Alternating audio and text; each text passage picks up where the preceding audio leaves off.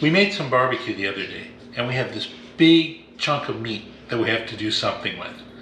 Well, one of the best things to do when you have a big slab of meat left over is to make hash. At least that's what I like to do.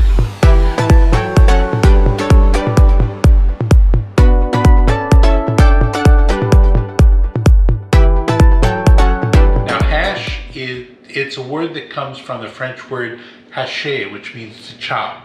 So what you do with hash is you chop up some kind of meat, and then some kind of starch, and then some kind of aromatic.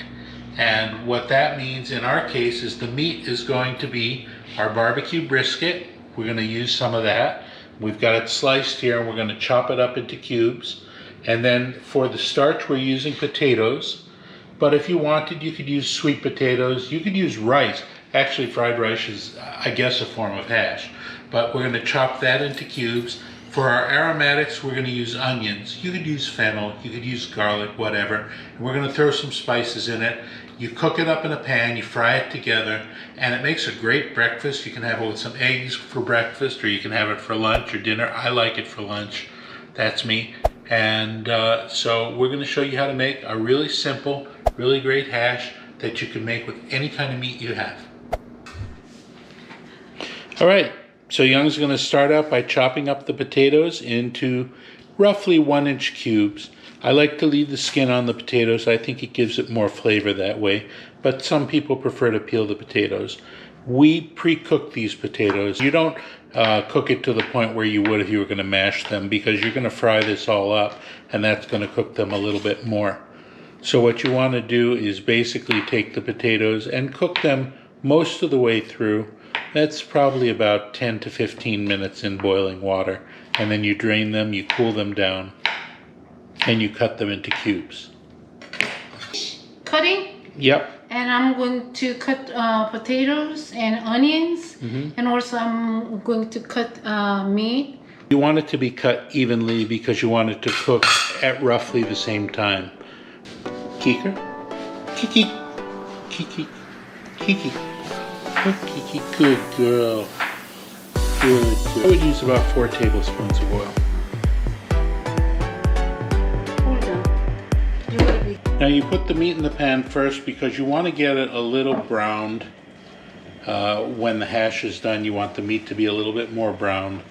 Then you're going to put the onions in next after about 4 or 5 minutes and let it cook for another 2 to 3 minutes. And then you put in the potatoes, and then you cook it until it looks right. This thing is not rocket science. You just put as much as you want of each thing. For the meat, we're using barbecue brisket as our meat. As you've heard of corned beef hash, you could use corned beef. You can use any kind of meat you want. You could use pot roast. If you had a pot roast left over, you could chop that into cubes, use that for hash. Or pork roast, if you had that. You could use chicken. I actually had a friend in Hawaii who used to take bacon and chop it up, and he would use it and add potatoes and onions, essentially making a bacon hash, but he used to call it real good stuff rather than hash, but it was essentially a bacon hash.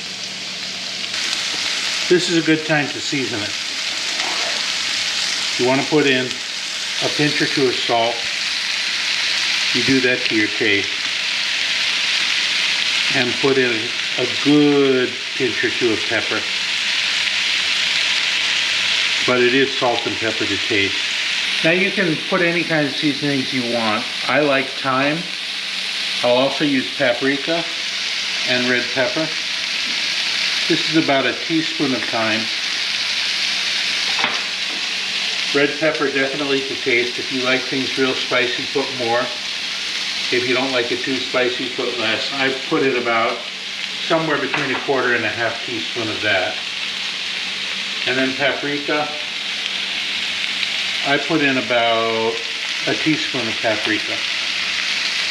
And that just gives it color. Paprika doesn't have a very strong flavor, so you usually don't notice the taste.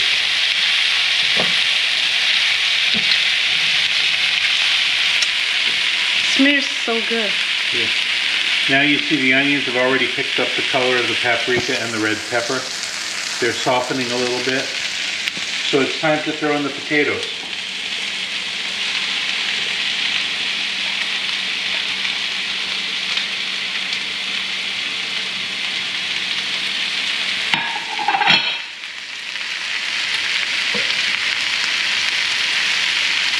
We put a cover on this because we want the potatoes to steam while we're cooking this. We're also browning it on the bottom, and over time, when it browns on the bottom, we'll stir it, move the top to the bottom so the top browns a little bit too. And in the interim, the potatoes steam, and that'll get the hash well cooked. Now, the original plan was we were going to cook this maybe 10 minutes, but it looks like it's probably going to take closer to 20. Okay, so it looks like it's just about cooked right now.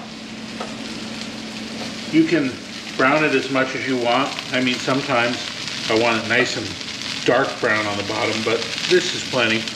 This is a good cook. You can add more onions if you want it a little sweeter. But this is great as is. We're ready to try it. Now you can have a small plate of that with some eggs and it'll make a great breakfast. Okay, I'm gonna add some green onion.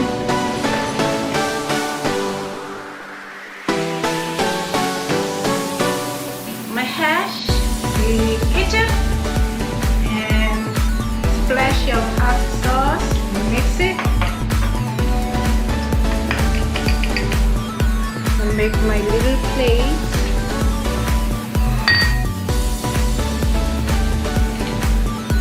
Taste it.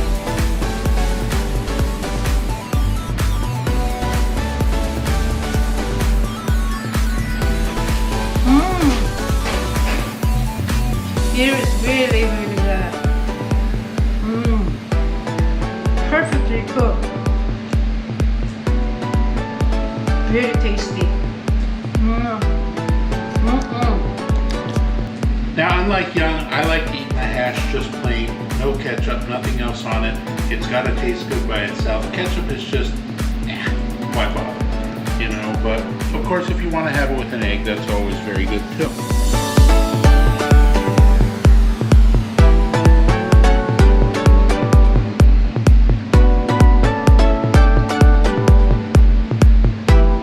That is a major treat. I really like to do that.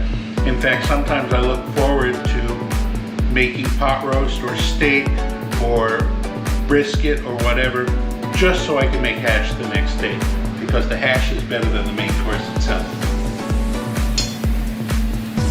Perfect. Don't bother me, I'm eating.